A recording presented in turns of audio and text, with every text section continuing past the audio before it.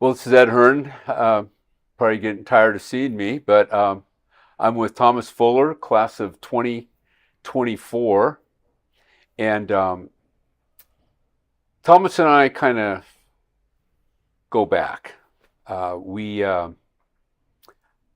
think I was the freshman retreat faculty member in our prayer group. And Thomas asked me to help out. And then I got to meet his parents on a much more intimate level because they brought all this great food. And then we ate and we had a really, I thought, for freshmen, I thought the prayer service went really well. It did, yes. Yeah, it wasn't me. I think it was you, Thomas. You're a lot more spiritual than I am. I felt it radiating from you at the meeting itself. So Thomas Fuller, there's probably a million reasons why I'd want to talk to Thomas Fuller on a day like this. But one is his youth. And he's a dynamic saintsman. And for all of you guys out there that might not be watching this or watch it later, I want you to really think about, even though you're young, in college, think about what saints means to you, because I know you hold it close to your heart. And if you can, $25, Giving Tuesday, get started. Support us, because your support ultimately supports kids who wouldn't otherwise be able to go to school here. And we're just doing so well with the endowment drive. And this is just another step forward, getting to the top of the mountain. Just want to say one little thing. We're getting close to $20 million now in our endowment fund. And what that means is $1 million a year will be flowing back into the school, into financial aid in perpetuity. I didn't know what in perpetuity meant when I first started using the word, and someone said, does that mean like forever? And actually it does. So it's big. The money that you give goes into the endowment, it doesn't come out, and the endowment just keeps growing. But let's get to Thomas Fuller, and let's tune into his experience. He is now a torero, University of San Diego, and lives on campus and all of that. But before we get there, let's go back to your grammar school experience and your preparation. And it's important because St. Augustine High School, as it supports a lot of schools, definitely has its eye on your school. And we have many times when we've been asked, we've been able to help. So what was, well, first of all, where did you go to school and how did it work? Yeah, so I went to Our Lady School. It's located in the Golden Heights, Sherman Heights area.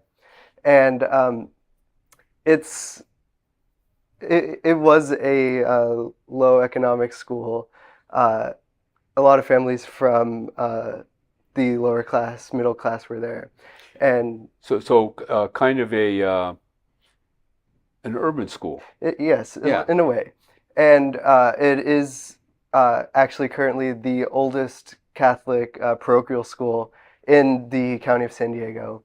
And I had the honor of graduating from there, going there for, I want to say 8 years. And it was a great experience for me because it helped me, kind of like with Saints, to help me become the person who I am today. And OLS just like, it meant a lot to me to have that education and to be able to attend school there. And when I did graduate there, that's when Saints started to help out a little bit there. And watching from the Saintsman perspective on where I used to go to school, it was just a huge impact. Like, I was seeing all of the amazing changes that were being made there. The school was improving for the better. And right now, I think that Our Lady School is probably, if not one of the best parochial Catholic schools in the county right now, just because of how well that the teachers are amazing there. The administrators are Very awesome. commended. Yeah, we have Father Mike, Mizament. They're just the best. They help run the school amazingly.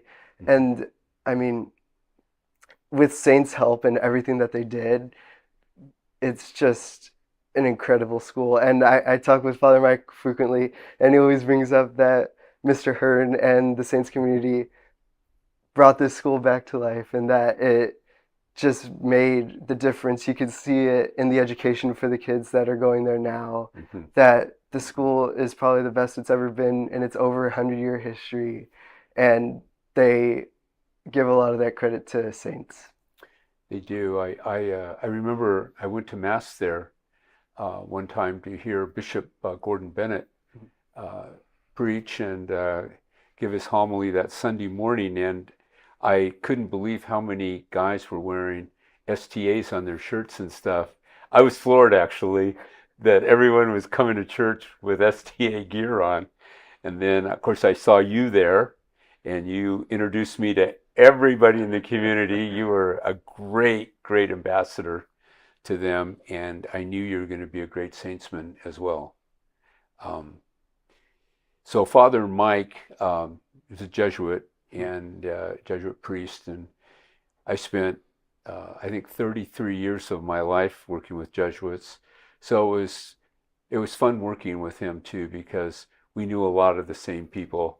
We a lot of the same stories, and we're both storytellers. So we had a lot of fun with each other doing that. And um, they just did a big renovation, and they asked if I knew anything about someone that could store all the stuff while all the buildings got redone. And we were able to get Mr. Scott Flaming, Sam, his son, who's a graduate of here, their storage company, and they helped. We got a bunch of guys in, and we had a fun day that day, getting everything down to the storage units. And I understand it turned out great. I haven't seen it yet. I've got to get over there. Mrs.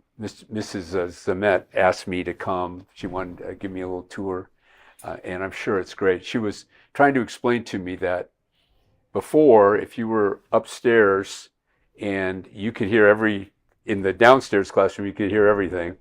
And then they've got all that fixed. So much better educational experience. And I will tell you too, it's been really phenomenal since we have been working together. The amount of boys that are coming to Saints also is really awesome.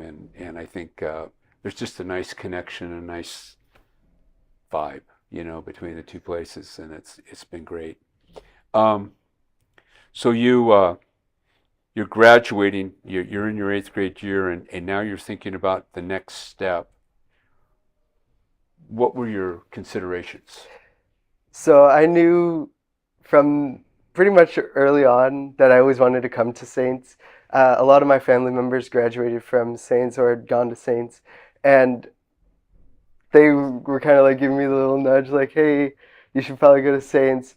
And in my 7th grade year, Coach Hopt actually came to our school on his little 8th grade excursions, and he showed us the video for the admission video for Saints, and he answered some of our questions, gave us a little bit of swag along the way, and from then on, it just bolstered my notion that I really wanted to come to Saints. Mhm. I saw the community that was being made. I shadowed one of my best friends that had gone here. I attended open house. Pretty much every opportunity I had to be on the Saints campus, I took. And I just fell in love with the school from the moment that I first stepped on as a prospective student Mm-hmm. to the moment that I did become a student, and even beyond then, I'm still in love with this school. It's just one of the best experiences that anyone could ever ask for. That's great. I was kind of as you were talking about your experience, I was wondering that first day when you ventured onto the campus. Were you nervous? Were you kind of like terrified, or how did it go A for little you? bit, yeah. So, OLS, it's a smaller school, maybe Mhm. about, you'll have your class maybe like 12 to 20 students, and all of a sudden you're coming into a school with over 500 students. And to step onto the campus for the first time with people that you don't really know, only one other person from my class had come to Saints. Mhm. So kind of just stepping onto the campus, not knowing really who anyone is. It was nerve-wracking at first because it's just like a new experience and Mhm. you don't know what's going on. But very quickly on, I started to make new friends. I started to find my communities. It let me say this, it didn't take long for me to find where I was supposed to be, because Saints, we talk about the brotherhood, we talk about Mhm. like how close knit everyone is, and you don't really experience that until you're actually a part of the community. Because from the moment that I stepped on campus to even now as a graduate, there's just so many people that you meet along the way, and they're not just friends, they're actually your brothers. Like, you'll reach out to them, they'll reach out to you to see how you're doing, and it's this bond that you form for life that you're not even realizing it when you first step onto the campus, Mhm. that it's just these connections that you make along the way that really form you into the person that you're becoming as a student, and then who you do become once you graduate. Mhm. So you have all these kids. I think there's 42 Catholic elementary schools in the diocese. I'm not sure how many north of Cathedral. Uh, we do get kids from up there, but not like we do where you went to grammar school. And certainly, this is kind of our little region that we really pay attention to. And not saying we don't pay attention to the others, but I mean, when I think about the history of like a St. Patrick's, your school, St. Rita's, uh, Blessed Sacrament, now St. Catherine's, those are schools that have been sending students to our school forever, Mm-hmm. and I guess kept us in business all the way through. Like educating the next group of kids. So you got here. Did you go to summer school before you got here, or did you just come in cold turkey I came in cold day turkey one? day one. Yep. Okay, so basically you knew your buddies from your grammar school. Yes. Okay, and did you get involved in anything that first year?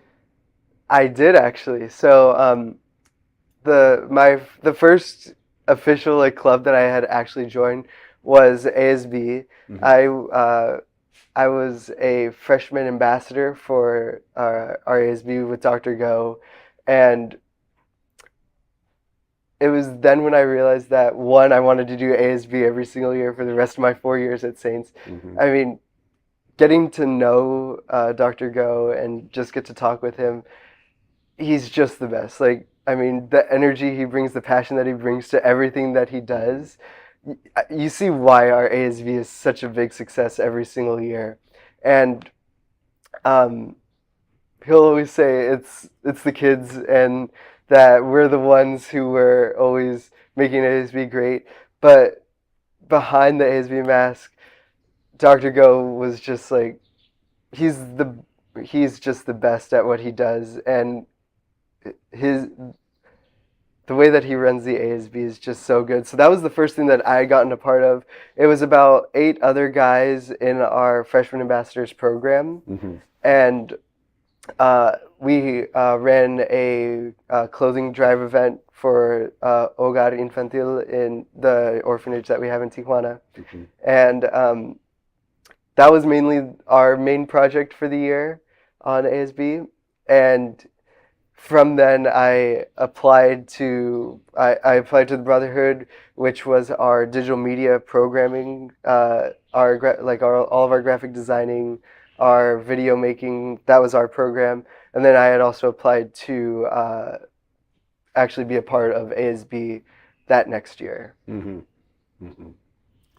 Yeah, so it always appears to me, looking kind of on the outside, that Dr. Go is creating all these fun experiences and all these guys are involved, but they don't realize is they're learning how to be leaders Yes. in all these fun experiences. And it's almost like he never really tells you the full story, but you're gaining this experience and that experience. You're working with other guys, then you're working with other completely other guys, and then you're doing a service thing, and it just kind of goes on and on and on. I think fundamentally, when you look at the underpinnings of why a young man would love St. Augustine High School, it is because he has created an environment of fun. Yes. Yeah, and he has dove into what makes boys tick. There was a moment. It was kind of interesting, actually. I didn't know him, and as it turns out, he was a substitute teacher.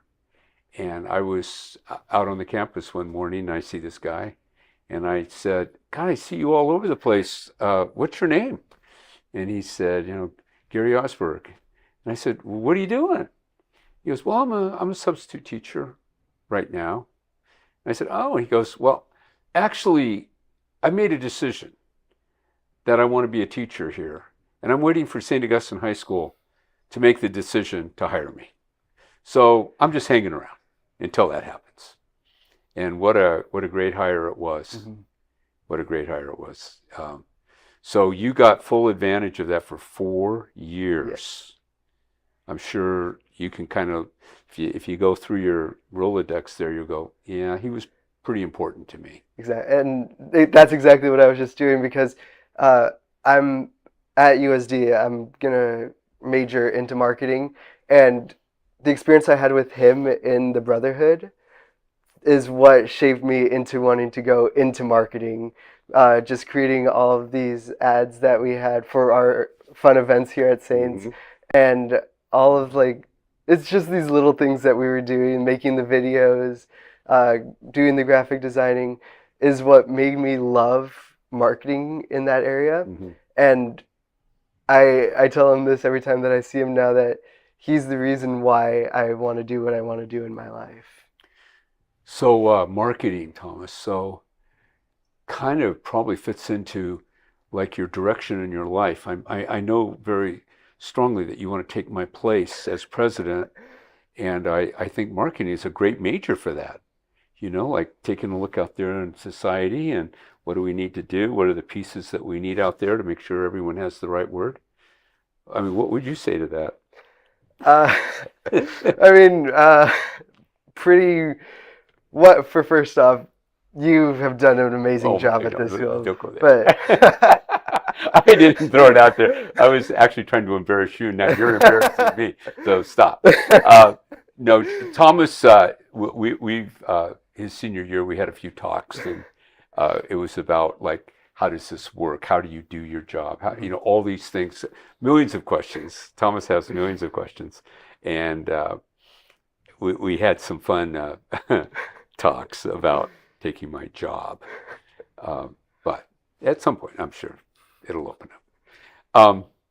So preparation for USD. How did you feel when you went there after your 4 years here?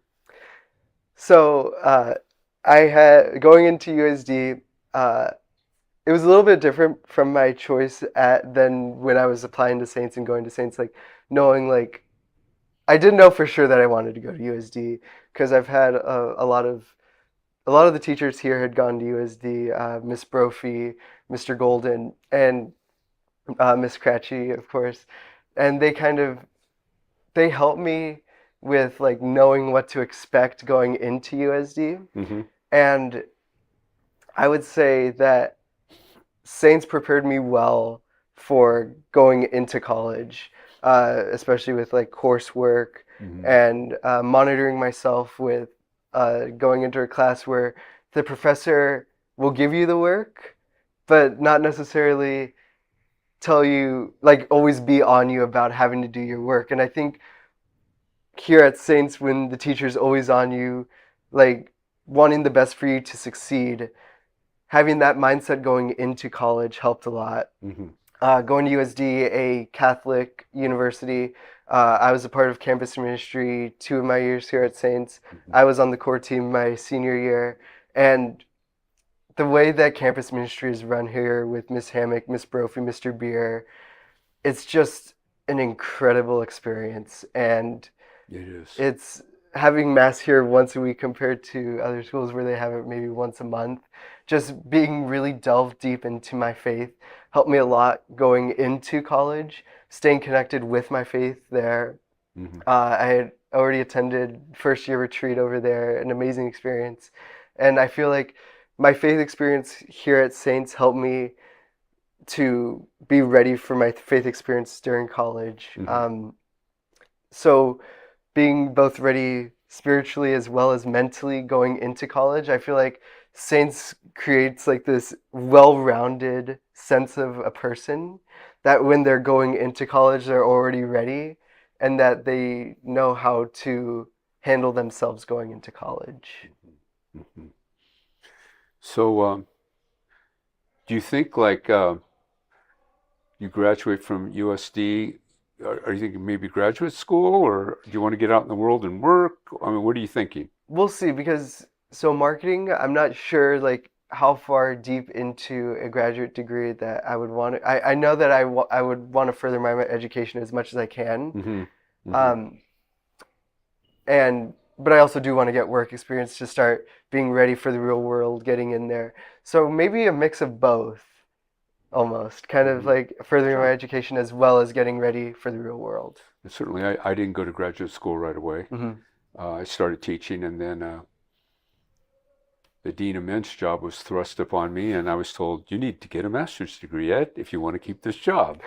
And so I was motivated and Yes. got the degree. Yeah, it's kind of funny how it flows sometimes. Would you send if you do have kids someday? Would you send your boys here? 100%. I mean, this school, I've seen what it's going into its 100th year, or now 101st year. And from my cousins who had gone here in the past, I had an uncle who was an even earlier graduate. Seeing how Saints has always been consistent with how it's accepting boys, graduating men, and even how it still does it up till this day. And I know that it's going to just keep on going strong and just keep just like having so many successes throughout its years that I know that when it's my time and I have my boys that are ready to go into high school, that Saints would be the option for them. Right. So I call all the freshman parents every year, and so it's really unbelievable how many. So we're kind of in the 1990s. Guys graduating in the 1990s are having freshman boys into the school now, and I get to hear their stories and why they were motivated to get their boys here. And it's Father John Sanders was, I think he played a huge role in a lot of their lives, and then they heard the good news about the school and staying true to its core values, and so they wanted the same thing. And what's really remarkable too is just how happy they are that they, we're 2 months in and 3 months in, and they're singing our praises. So been gone for a long time, and now they're here. They see what's happening to their boy. Mm-hmm. The world is good. Well, I really appreciate you, Thomas, being with us for this Giving Tuesday. Thomas is one of many saintsmen that are going to find and make their way into the world, and certainly proud of you, and know you're going to bring a lot of acclaim to your alma mater, Thomas. Thank you. Thank you. Thank you. Got it.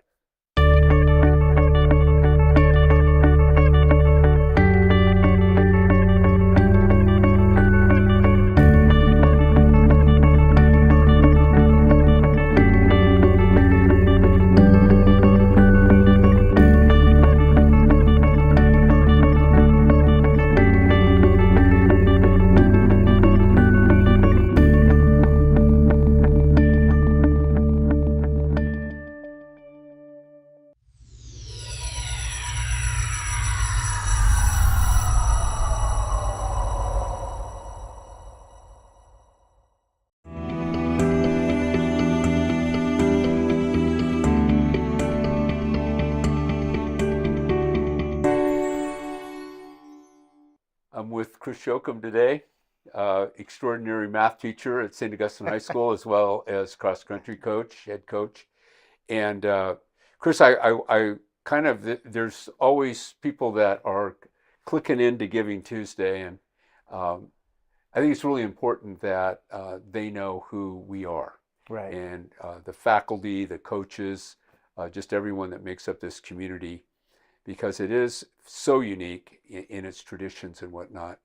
And I know I was here when you first arrived. How long have you been teaching and coaching at Saints? Well, I've been teaching here for 18 years. Is that how long you've been here? I think one more year. I think I'm you're here one one more year than I am. So yeah. I'm pretty sure it's coming up on, like, this is the 18th year. Yeah. And I've been coaching cross country now for 10, and I had coached basketball for about 11. So I kind of had overlap between basketball and cross country. Uh-huh. Wow, it doesn't seem like that's possible. Yeah, well, it was tough there for a couple of years. Yeah. So tell me about how you got here. I know you were at Crespi at one point, but so how did you get into Catholic education? Well, I originally got into Catholic education. I went to a Catholic high school, and so when I graduated from college, I wanted to get into coaching. So I wanted to coach basketball, and at the time, my old high school's coach was really kind of making inroads and doing really well. So I went back, and they had a position for me to coach then.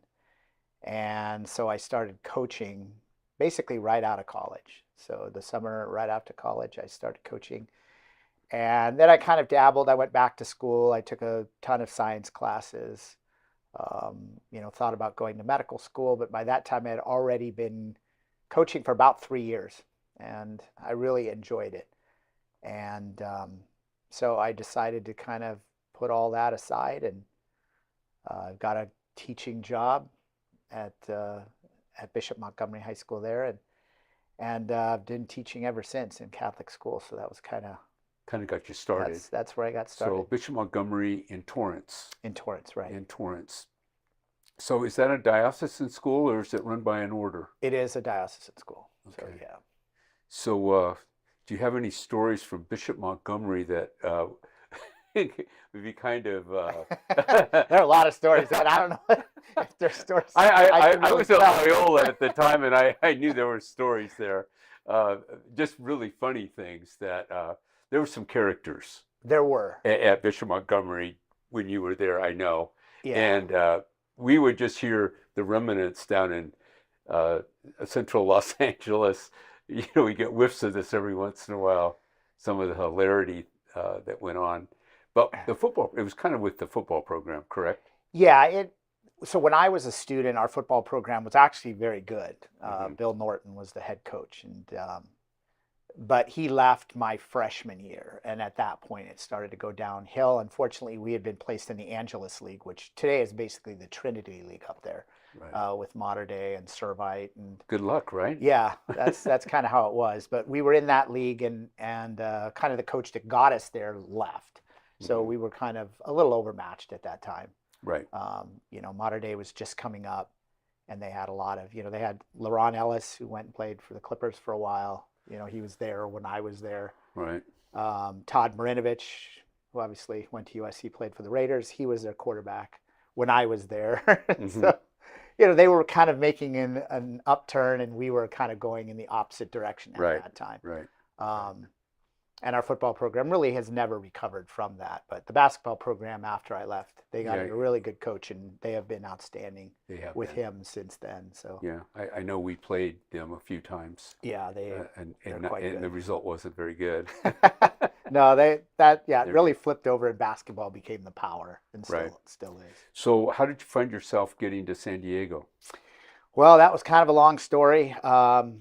It started at Bishop when Doug Mitchell, their coach, is so knowledgeable about the game. He has an answer for any question that you might have. And he's a very technically sound coach. So it became difficult for me to figure out how much I knew and how much I was just taking from him.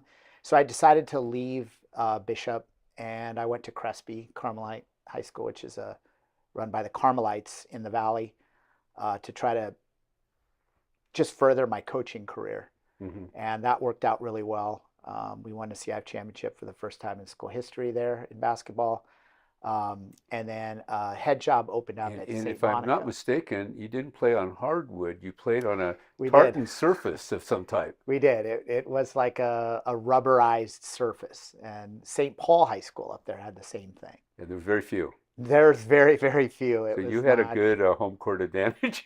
It was, because if you didn't, you're supposed to kind of keep it waxed. But if you waxed it too much, it was so sticky, guys could hurt themselves if they like tried to jab. You'd have issues. And so generally, it got by the end of the year, it was so slick, you were just sliding across the floor. So it definitely was a home court advantage for sure at that point. So how long were you there? I was there for 5 years. Mm-hmm. And then a job opened up at St. Monica. And I was the vice principal of student affairs then at Crespi the last few years. But a head job opened up at St. Monica Catholic High School in Santa Monica. And so I thought, that would be kind of the next progression in my career. And I found out I really, at that point, did not like being a head coach at that point for basketball. It just, there was, I was more of a defensive guy. I just loved defensive basketball, and working offensively and dealing with a lot of the other things that come with being a head coach was just something that I found out was just not something that I really wanted to do. Mm-hmm. And so I was kind of lost there for a little bit in terms of what I was looking to do. And my wife at that time, she was from San Diego, so she went to Mount Carmel High School, and she wanted to move back to San Diego. So that's what we did. Yeah. And I actually was looking for a job in the probation department. So I had applied to be a probation officer. And it's a whole year-long process when we moved down here. And I had scouted Saints in basketball when they had Floyd North and some of their good teams. Mm-hmm. So I had actually been down and had seen them play a number of times. And I remember my ex-wife, she's like, well, you need to do something. You can't just sit around for a year. And I was like, well, I'll put in an application at Saints and see what happens. And so Tom Cadal, who was the vice principal back then, he told me there was nothing. And then 2 weeks later, they had a vacancy appear. So he called me back and they hired me. And I remember telling Jim Hearn, I can give you 1 year and that's probably going to be it. And he tells me to this day, he jokes, he's like, you're the only person I've ever hired that told me I'm going to work here maybe only 1 year and that's it. And he's like, I hired you anyway. And then I just love the environment of this school. And so when they offered me the job, the probation job, I was like, I think I'm going to stay. So you've been here 18 years. It's one of these kind of schools that I think a lot of people might want. They think when they start maybe 1 or 2 years, unless you're a Saintsman, you already know when you're coming back to it. Right. And then you're here for 20 years or 40 years or whatever it is. It's definitely true. I had no idea how long I would be here. Yeah. When I came, right. I didn't really know. And but the time goes by really quickly. It does. And so if you were to kind of, so it's kind of interesting. You were at St. Monica's, right? Augustine's mom, probably the only person that can make the claim to be with St. Monica and then St. Augustine. And it's kind of cool at the parish in Santa Monica. Yes. Where you go in and there's these beautiful drawings or paintings of each of them up on the wall. Right. And my wife, the first time we ever went there, she asked the question, why would they have St. Monica's and then St. Augustine? Like, I go, well, mother, son, they're both saints, kind of. And then there's a story about all this. Right. Yeah, and so that engendered for us a great conversation. I could kind of let her know that this right. is kind of complicated. It is true. Although I do have to say that Saints is far more like they give a lot more to St. Monica, like being the mother, than St. Monica, the school, gave to St. Augustine being her son. So I feel like here, you know a lot more about St. Monica, the mother, than when I was at St. Monica knowing St. Augustine, the son. Yeah. I think she was a little simpler too, Yeah, in the way, I mean, she prayed for her son to right. be a Christian, and so, and he was all over the place. Yeah. Um, so when you look at Bishop Montgomery, Crespi, St. Monica's, Saints, what would you say are the distinguishing characteristics of St. Augustine High School? Well, when I first got here, honestly, for me, it was the faculty. Obviously, 18 years ago, the faculty has turned over a little bit. A lot of younger people now, but at the time, there was a lot of established teachers, and there was a lot of teachers that came here because they wanted to, that they were top in their field, they were top athletically, or they could have been top in anything they wanted to do, and they chose to come back to Saints. And I feel like that was kind of the distinguishing factor between a lot of the other schools I went, where sometimes you get teachers that were there because they didn't know what else to do, or they wanted to come back and change something that happened to them. And that was certainly not the case here. We had faculty that were top of their field, that wanted to be here, wanted to just like share what they knew with the students. Mm-hmm. And I felt like that was, to me, one of the big staying points for why I wanted to stay. I was like, you've got professional people that want to improve these kids, and that really helped. And then, then when you stay a little bit longer, then you clearly see that the brotherhood, a lot of other schools you see like community, but it's not. Saints obviously has more of a community, I feel, than some of the others that I had been at. But that's kind of really the main distinguishing. Is for me, it was the faculty and the brotherhood. There was just a very distinct difference. It sounds too like a professionalism entered into it a little bit as well. It really did. I mean, if you look back at the schools I went at, that I had taught at, looking at it, when I look back, if I look back at, like, let's say, a Bishop Montgomery faculty list, there's still quite a few people that I knew or taught with, Mm-hmm. which I think says a lot. Sure. At St. Monica, there's not a single person on their faculty that I taught with. And that was only 18 years ago, and there's not a single person on that faculty that I know. All new. It's all new. It's all brand new faculty. Wow. And that kind of turnover, I think, is just never going to... really hard to get a tradition going. Exactly. When that's kind of like that. And there's no institutional memory either. Right. There's no one telling the old stories. Right. Which are kind of crucial to the way you feel about a place, I think. Agreed. Yeah. Agreed. So tell me about, so you're going to be the cross country coach here, and you're, Coach Downey, kind of a legendary coach, who unfortunately retired, and just a few months after retiring, had a massive heart attack and died, and really tragic for all of us. And you're stepping into this kind of vacuum, right. that he kind of just created, and he was a very different kind of guy. Right. Some would say a little eccentric in his ways and the way he looked at things. But what a fine man, Right. just a fine guy. Yes. I mean, I love being around him and listening to him. I'm an economics major. He taught economics, and a lawyer too. Right. That's the other That's part of it. Yeah, he had all this very interesting focus on these runners. And I'll tell you, so we were in this kind of craziness where we were trying to figure out, should we build a theater in the old gym, which meant we weren't going to turn the track Right. east-west. If we turned the track east-west, we could get the nice round curves, Right. all that, and it would have been nice. Right. And so I thought, what the heck? I'm just going to go. He's out talking to some kids out on the track, Right. and I go, Jerry, come here. And do you care? Is this track all right? He goes, well, what do you mean? I said, Well, the original plan was to turn the track and it's going to go east-west. We're going to tear down the old gym. And he goes, "You're not going to tear down that old gym, are you?" And I said, "Well, that's the idea." Right. And he goes, "Oh yeah, I don't know. I would think about that." He goes, "And this is fine.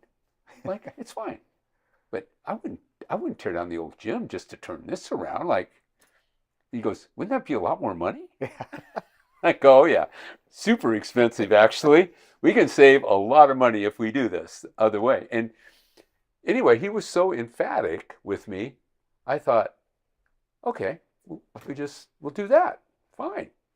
So then, he leaves and I don't know who the first track coach was. He goes, "Hey, we got to get this track fixed." And I go, "Well, I'm sorry. We kind of already committed to the way it is now." It never happened. But so you take over for Jerry Downey, and it was kind of a tough road to get to where you are now, I think. It was. It Yeah. definitely was. When I first started, we only had 16 guys on the team. That's where it was at. And Jerry, it is funny because Jerry would always say certain things, but me being kind of younger, eager to really like, oh, I'm going to do this. I'm going to try all this. I find myself now that I've been doing this for, 10 years, saying a lot of the same things that he would say. But he would go to Montana every summer. And I think kind of towards the end of his career, he had developed early on guys that were willing to work in the summer, even when he was gone. And he would give them a plan and he got guys to really follow it. And I feel like kind of later, that wasn't really happening. The guys just were not running. And so, So we were losing the tradition of we that. were definitely losing that. And so when I got there, I mean, we would have kids that, you'd tell them, okay, I need you to run this. And they would just kind of go off behind the trees and splash water in their face to look like they were sweating and come back like an hour later and be like, whew, that was tough. But they weren't necessarily doing that. Right. And so it really just took, that was kind of a battle. There was a time there for the first few years where I was like, I just don't know if I want to do this. Like, this is just, I don't know if it's ever going to turn around. But we fortunately got a couple runners that decided that that's not what they were going to do. They were actually they were going to pay attention, they were going to listen, and they were just going to do kind of what I was asking them to do. And if the other guys didn't want to do it, that was what they were going to do. But this is what they were going to do. And we were fortunate to have a team that at that time of guys that decided, hey, we're going to follow these couple of guys. And so that kind of then turned it around and started in the direction where we've become now. Yeah, leadership is a funny thing, isn't it? It really is. You can see it. I once I got a book on leadership one time, and I think it was maybe, if it was 300 pages, 200 pages was telling the reader what leadership wasn't. It was this constant, and then the word of leadership really doesn't become like the lexion for what we know today. It kind of like wasn't a thing, like Right. leadership. To be a leader was fine, but you didn't call it leadership. And then the way that a leader can be it can be a million different ways. Right. It's not like if you're like this, you're a leader. Right.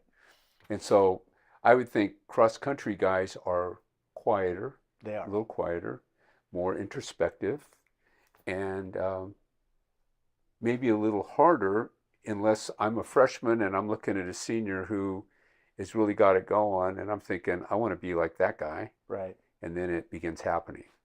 No, I definitely think that is the case. And you like the couple of guys that we started, it was really Joey Bozzella and Jack Clem that came out and really decided we're just going to be better than kind of the way it's been, like with some of the other guys.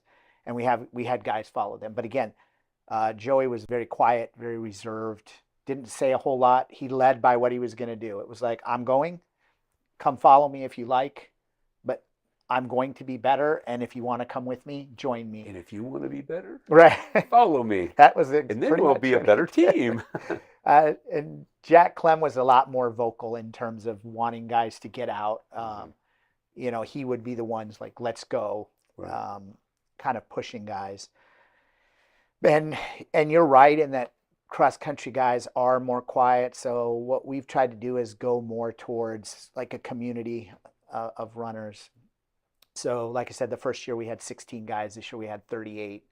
Wow. So yeah, it's grown a lot, and I feel it's more than just running. It's a community, because obviously if you're just trying to say, hey, you want to run, that's a tough sell sometimes, unless, especially the guys that have never run before. It's also like it's a singular sport, Right. yet it's a team sport in cross country at the high school level. I mean, you can have a individual champion, Right. but the team, what is it, 6 guys, the top 6 guys score? 5 score. Five. Yeah, we run 7. You run 5. 7, 5 score. So yeah, they have to be able to run together. They do. And that's always, this is actually the first year that we've had, and we will definitely have separation in the race, that, you know, we're going to have some guys that are like going to be a little faster than others, but they train together as a team. They train together as a unit. They push each other. This year is the one that we have really had that really works the best together as a team. And so that's been a huge plus for us. In like I said, we've had some really good runners that have come through here. They didn't necessarily like pull everybody together. They were good, and everybody kind of followed them, but it wasn't that. This is one big cohesive team, varsity team, and it's you know, I took a picture the other day for my wife of them kind of starting a run and them ending a run, and they went out like as a unit of 6, and they all came back as a unit of 6, like all together. And it's that's been something that I've really kind of strived for. That was something that Jerry was looking for all the time. He would always tell me, oh, we need to have it within 30 seconds, no gap bigger than 30 seconds from front to back. And I remember thinking, you know, how's that going to be the case? Like, that's usually your top runners are way out there. Yeah, and while we're still not at 30 seconds, but we're definitely closing that gap to where our front to back is not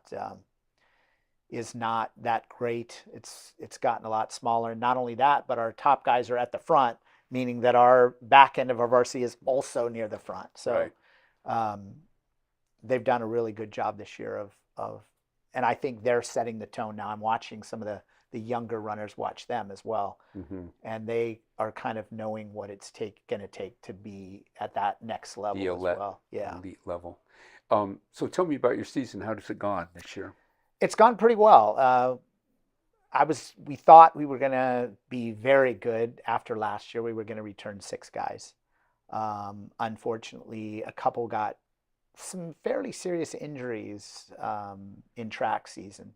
Oh. And then one decided they were just going to run track all year and not run. So we went from a core of 6 down to 3 at the start of the year. And so you just kind of keep pushing along. And luckily we had a couple guys from last year's JV team that really came up and just decided, nope, we're going to be right there, and just put themselves right in the mix. And then we've had one of our guys that was injured really come back, and he's not where he was quite last year, but he's definitely closer. So we've been moving forward. We've been in the Eastern League, and we were back-to-back Eastern League champions, and currently we're 6-0 with the league championship on Friday. So we've done pretty well. We're 29 and I think we're 29-1 over the last 3 years, and the only league race that we've lost was our entire varsity team was sick. So we had to run a bunch of JV guys, and so well, congratulations. We were able to lose that. But when you take over a great team, that's one thing, but when you have to start from scratch, it's a whole other building process. It is. Yeah, I've been in situations as a school leader where the entire school needed to be. There wasn't anything you turned over. You go, oh, that's good. That really works well. Right. You go, oh, okay. That's one thing we have to do. We have to do this. We have to do that. And it takes time when you find an organization in that kind of state to get the cohesion back, the trust back, the respect of each other, and the right vision for Right. what you're going to attempt to do. Um, well, that's fantastic, Christian. I'm so proud of all of that. Um, and it's taken you. This is year 10. Yeah, somewhere around there. I was working with Jerry, but for a year or two before that. But I believe this is my 10th year of being the head That's coach. great. Well, Yeah. wonderful. Yeah, and we'll right now, unfortunately, as you know, we talk about the school from the north, but unfortunately, they're ranked number 1 in San Diego, Hmm. and a second team in our division is ranked number 2.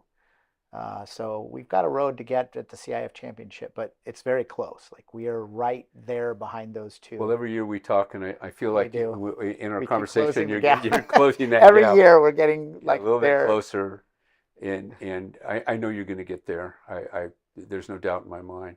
We will get there. This year could be the year. Well, thanks for all you do for Could be St. the year. Augustine High School. Well, I appreciate it. It's a great place to work, and Thank you. been here longer than any place, and Yeah. don't plan on leaving anytime soon. So Well, this is when you contribute today to St. Augustine High School. This is what you're contributing to, just tremendous quality in virtually everything that we do as a school. So, get on our website, find that little button to click, and be generous to Saints. We're building the endowment that is going to allow a lot of kids that are underserved come to this school long, long into the future. So thanks for being with us.